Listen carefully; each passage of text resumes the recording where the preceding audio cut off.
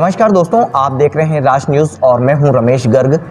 मेवाड़ की बात हमारे स्पेशल सेगमेंट में आज एक ऐसे अवार्ड फंक्शन की बात कर रहे हैं जो सोशल कोज को लेकर पिछले 4 साल से लगातार आयोजित किया जा रहे हैं।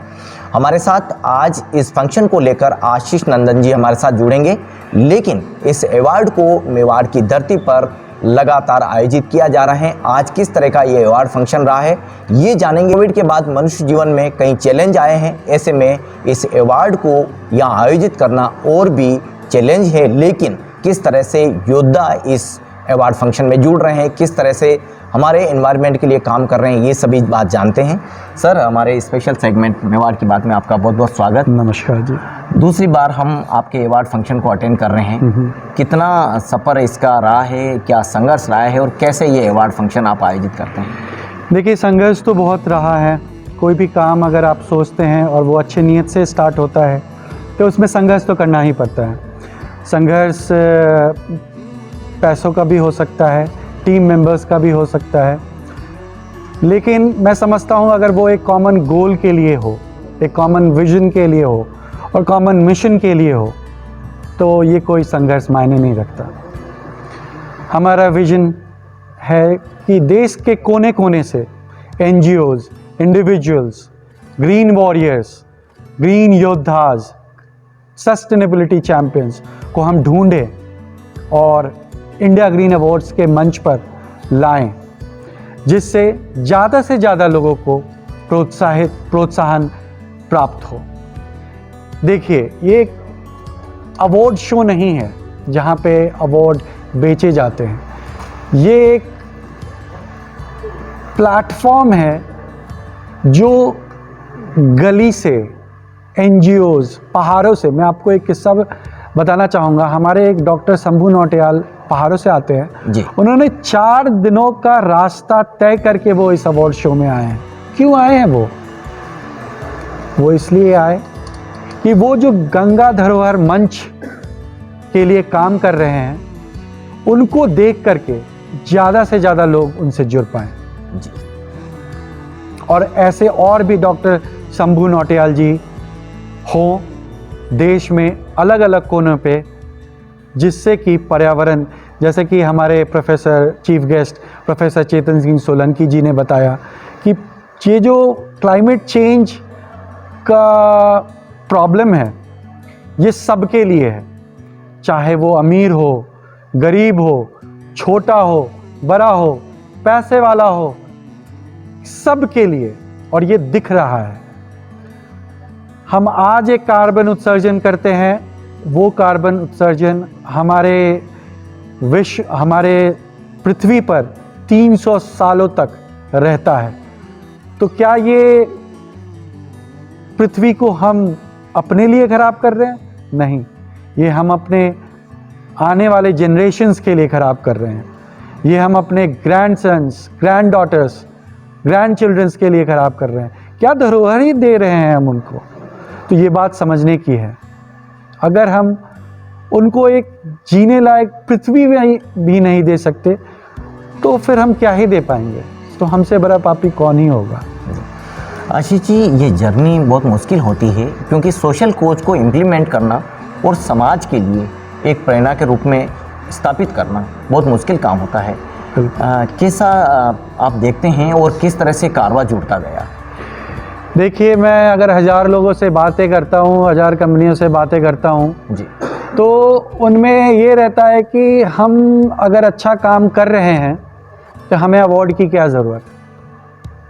मंच नहीं मिल पाता। अगर कोई दूर देश, दूर गांव पे कोई अच्छा काम करता है और उसे कोई राष्ट्रीय मंच नहीं मिल पाता, लोग उनके बारे में जान नहीं पाते, तो आप समझ सकते हैं कि उस व्यक्ति की क्या वेदना होगी। लोग हमें बोलते हैं, ये बट ऑब्वियस क्वेश्चन है कि हम क्यों आए अवार्ड में। मैं उनसे यही बात करता हूँ कि सर, ये एक प्लेटफॉर्म है, नेशनल मंच है, नेशनल प्लेटफॉर्म है, जिसके लिए हम सभी को मिलकर काम करना है। हम पैसे के लिए तो कुछ नहीं कर रहे। जो लोग आते हैं वो पैसे नहीं देते, पहली बात। ये स्पॉन्सर्स और पार्टनर्स जो कॉस्ट ऑर्गेनाइज होता है वो बहुत ही कम होता है जी। उससे is to incur the cost of the event. अगर ये 5 स्टार होटल में हो रहा है और यहाँ पे लाइट्स, साउंड्स, कैमरा, एक्शन हो रहा है तो उसके पीछे भी कॉस्ट होते हैं, तो ये स्पॉन्सर्स के थ्रू हो रहे हैं। लेकिन वेदना तब है जब रियल ग्रीन चैम्पियंस, हम तभी विजयी होंगे जब हम real green champions, real green योद्धाज, रियल सस्टेनेबिलिटी चैम्पियंस को इस मंच पे लाएंगे। कॉर्पोरेट्स तो आ रहे हैं, हम एकेडमिशियंस को भी लाएंगे। देखिए होता है कि एनजीओज़ तो अपने स्तर पे काम करती हैं, अपने पैसों के लिए पैसे से काम करते हैं। कॉर्पोरेट के बाद भी पैसा है, लेकिन अगर आप समझिए एक एकेडमिशियंस, एक प्रोफेसर इस मंच से जुड़ रहे हैं तो वो अपने अंदर आने वाले 100 विद्यार्थियों को इस मुहिम से जोड़ पाएंगे और 100 नए ग्रीन योद्धा जोड़ पाएंगे, बना पाएंगे आने वाले, जो कि अपने डे टू डे लाइफ में चेंज करेंगे। चेंज कोई बहुत बड़ा नहीं करना है। अगर आपने अपने फ्रिज को कम कर दिया या मंडे को रिंकल फ्री कपड़े पहन लिए या फिर 2 लाइट अगर आपने कम कर दी या घर में पुराने पंखों की जगह BLDC फैंस लगा दिए या एक कमरा सोलर का लगा दिया, जैसा कि प्रोफेसर चेतन सिंह सोलंकी जो मेरे वेंडर हैं बता रहे थे, तो ये भी चेंज है।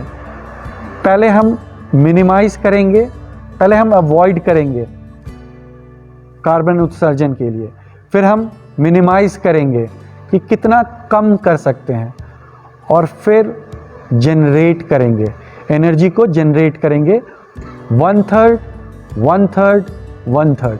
ये प्रोफेसर चेतन सिंह सोलंकी जी का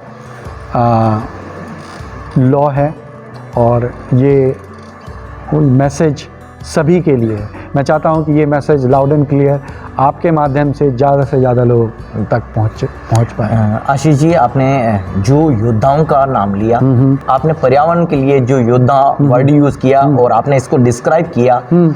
एक तरफ विश्व में बहुत बड़े युद्ध भी हम देखते हैं, लेकिन पर्यावरण को बचाना इतना आसान काम नहीं होता है।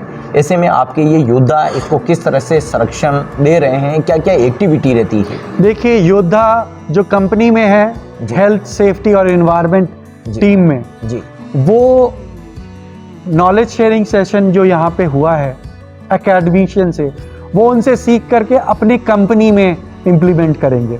इसलिए वो योद्धा हैं जी।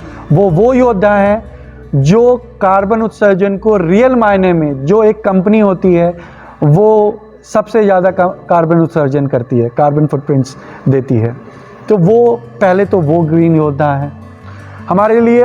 वो और भी ग्रीन योद्धा है जो NGOs अपने निजी स्तर पे काम कर रहे हैं। आपको पता है, एक छोटा सा काम करने के लिए पैसों की ज़रूरत होती है। हमारे ग्रीन योद्धा एक मामूली स्कूल के टीचर हैं पहाड़ों में, और वो अपने खुद के सैलरी से अगर पर्यावरण के लिए काम कर रहे हैं तो वो हमारे लिए रियल ग्रीन योद्धा हैं। फिर हमारे लिए वो ग्रीन योद्धाज हैं जो एकेडमिक्स में बच्चों को पर्यावरण के लिए बताएं कि कितनी ज़्यादा ज़रूरत है आज पर्यावरण संरक्षण के लिए, चाहे वो पेड़ लगा के की जाए, कम बिजली के यूज़ करके किया जाए, या कम कार्बन उत्सर्जन अपने घर से ही।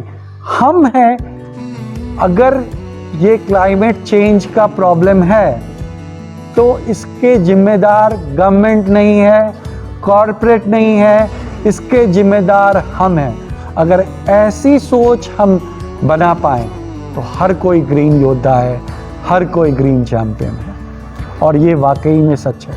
किसी के लिए ये अकेले की बात नहीं है। प्राइम मिनिस्टर मोदी भी ये अकेला काम नहीं कर सकते। अगर हम अपने आप को ये समझें कि ये हमारी वजह से है, तभी हम सब ग्रीन योद्धा बन पाएंगे। दोस्तों, आशीष जी ने एक बहुत अच्छी बात की है। अवार्ड बिकते नहीं है, और इंडिया ग्रीन अवार्ड ये कोई अवार्ड फंक्शन नहीं है, ये उस सेवाओं का मोल है जो एक व्यक्ति के अथक प्रयास के बाद संभव हो पाता है।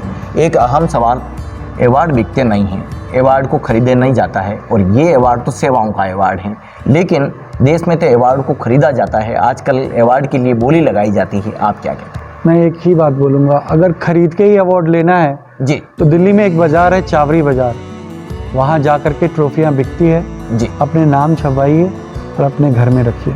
जी यहाँ पे नॉमिनेशन प्रोसेस बहुत ही स्ट्रिंजेंट है। हम पहले इंटरनेशनल स्टैंडर्ड के फॉर्म्स फिलअप करवाते हैं, जो कि IIT के, NITs के, निकमर पुणे के, SRM university, KIT university of Delhi के प्रोफेसर्स उनको इवैल्यूएट करते हैं based on the cumulative score, उनकी स्कोरिंग होती है, फिर वर्चुअल इंटरव्यू होता है और उन पे हम साइट विजिट्स भी करवाते हैं। इन सब पे कॉस्ट होता है, नॉमिनल कॉस्ट हम लेते हैं और जिससे ये शो हो रहा है।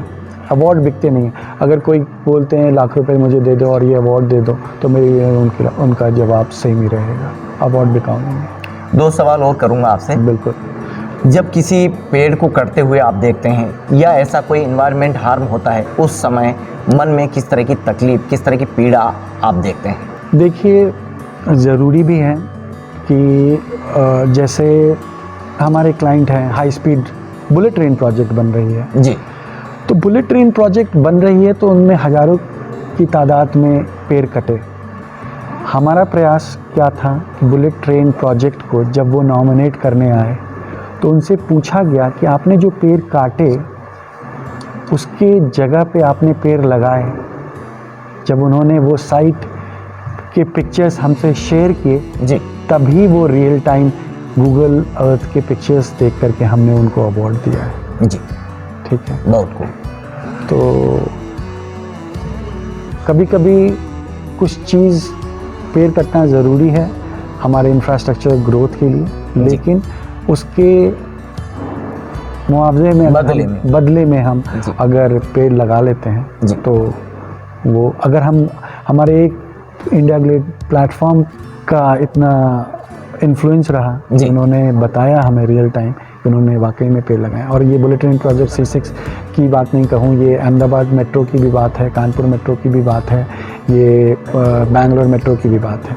जी, हमने साइट विजिट किया है और पाया है रियली में वो लोग काम कर रहे हैं। आशीष जी, 1 साल में ये दूसरी मुलाकात है आपसे, बिल्कुल। और एक अंतिम सवाल कि न्यू जनरेशन है, उनको क्या मैसेज देना चाहेंगे? ऑल ओवर क्या मैसेज है? अवेयरनेस के हिसाब से हम बात करें तो क्या मैसेज पब्लिकली आपकी तरफ से है? मेरे मेंटर प्रोफेसर चेतन किंग सोलंकी हैं, और जैसा कि उन्होंने कहा कि ये जो क्लाइमेट चेंज के और इन्वायरमेंट की समस्या हम खुद ने ही खड़ी की है, तो उसके सॉल्यूशन भी हमारे ही पास है, और ये सॉल्यूशन समाज, सरकार नहीं करेगा। ये छोटी छोटी आदतें अगर हम अपनी बदलें अपनी डे टू डे लाइफ में, तो सुधार किया जा सकता है। जी, तो दोस्तों ये थे आशीष नंदन जी, और आपसे मेवाड़ की बात स्पेशल सेगमेंट में बात हो रही थी। आपका ये साफ कहना है कि ये अवार्ड समाज सेवा को लेकर के आयोजित किया जाता है, लेकिन किस तरह से इसमें योद्धा जुड़ रहे हैं, लगातार पिछले 5 साल से इस तरह का ये फंक्शन आयोजित किया जाता है और इसमें दूर दराज से यहाँ लोग जुड़ते हैं। वे लोग नहीं हैं बल्कि वे योद्धा हैं, उनका सम्मान किया जाता है, उनकी सेवाओं का सम्मान किया जाता है और समाज में एक प्रेरणादायक मैसेज सभी तक पहुंच सकें, यही प्रयास आप लेकर के चल रहे हैं। आपसे आगे भी मुलाकात होगी और आपने आज वक्त दिया उसके लिए बहुत बहुत